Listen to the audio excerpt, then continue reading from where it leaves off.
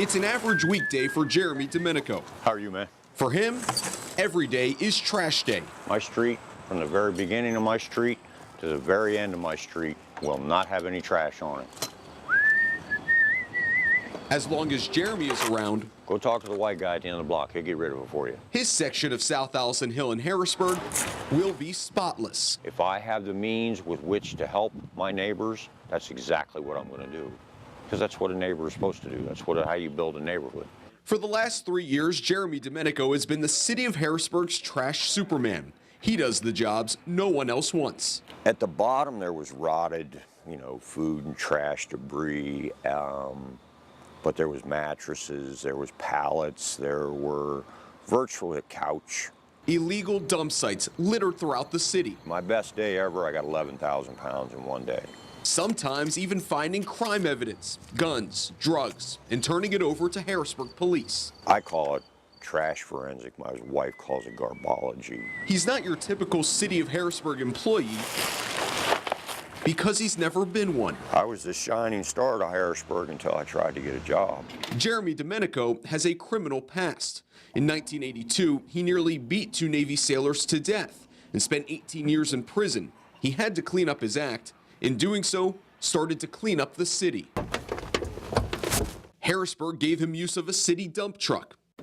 Despite him never being employed by the city, Jeremy was paid once, $14,500 in December 2014, but never since.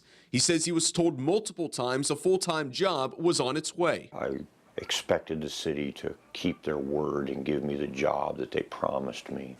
Jeremy received this letter from the city saying that he gave 2 birthdays and multiple aliases in his application. The city wanted to see a birth certificate, and when Jeremy did not provide one, he was disqualified. So we asked him why. I cannot get my birth certificate because I was adopted, and Colorado has a massive adoption shield laws. Even so far as Patty Kim tried to get my birth certificate for me, couldn't get it. We then followed up with the city, which said city officials do not comment on personnel issues. And after calling them, they said Jeremy's records would, quote, reveal unpleasant information. What are you hiding? Nothing. If I was hiding anything, do you think I'd make myself such a public persona? Jeremy then showed us his entire background. Shows crimes. Never tried to hide anything. All the ills that I did 30+ years ago, I paid for. Which is why Jeremy may want a different path. It's in our interest to give folks a second and third chance. Lieutenant Governor Mike Stack wants to help. He's the chair on the Pennsylvania Board of Pardons.